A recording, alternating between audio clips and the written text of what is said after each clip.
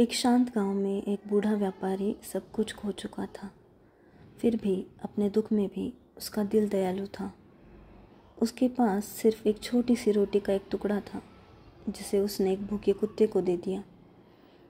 उसकी आंखों में कुत्ते की भूख अपनी खुद की भूख से ज़्यादा मायने रखती थी। कृष्ण कृष्ण कृष्ण कृष्ण।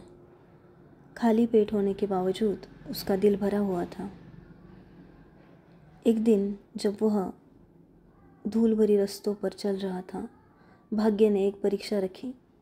एक छोटी सी थैली जिसमें सिक्के थे रास्ते में पड़ी हुई। उसका पेट भरा नहीं था, हाथ कांप रहे थे, लेकिन उसने उसे रखा नहीं। उसने इधर उधर देखा। पास में एक बूढ़ी महिला रो रही थी।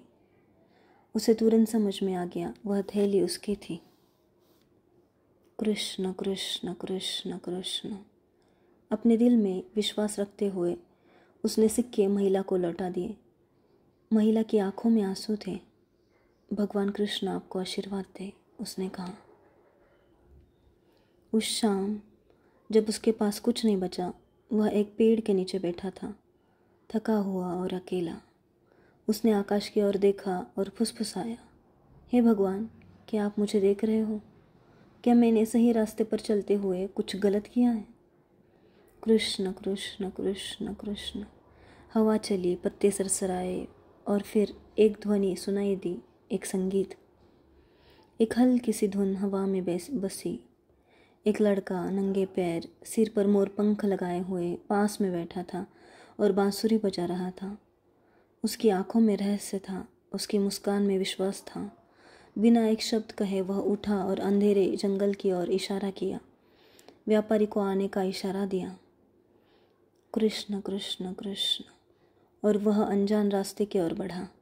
संकोच करते हुए फिर भी विश्वास रखते हुए व्यापारी आगे बढ़ा। वह और गहरे जंगल में चला गया, लड़के के बिना बोले ही कदमों के साथ। हवा हल्की महसूस होने लगी, अंधेरा कम डरावना। और फिर अचानक लड़के ने रुककर इशारा किया। एक छुपा हुआ गुफा रात में हल्की सी चमकती हुई। उसका दिल धड़कने लगा। उसके होंठ धीरे से बोले, कृष्ण कृष्ण कृष्ण। गुफा के अंदर व्यापारी की सांस थम गई। उसके सामने सोने और रत्नों का ढेर चमक रहा था। उसके घुटने कांप रहे थे। वह गिरते हुए जमीन पर बैठ गया। कृष्ण कृष्ण। उसकी आंखों में आंसू आए थे, सिर्फ खजाने के लिए नहीं, बल्कि उस उत्तर के लिए जो उसने हमेशा चाहा था। लड़के को धन्यवाद कहने के लिए मुड़ते हुए उसने पाया, कुछ नहीं, बस एक मोर पंख हवा में धीरे धीरे तैर रहा था। उस पल में उसे समझ में आ गया, उसे कभी नहीं बुलाया गया था। उसकी दया, ईमानदारी और विश्वास सभी देखे गए थे। अब वह आशीर्वाद भी मिल चुका था। जिंदगी में आशीर्वाद बिना कारण नहीं आते। दी हुई दया अदृश्य रूप से लौटती है। ईमानदारी कभी अनदेखी नहीं होती और विश्वास हमेशा अपना रास्ता पा लेता है।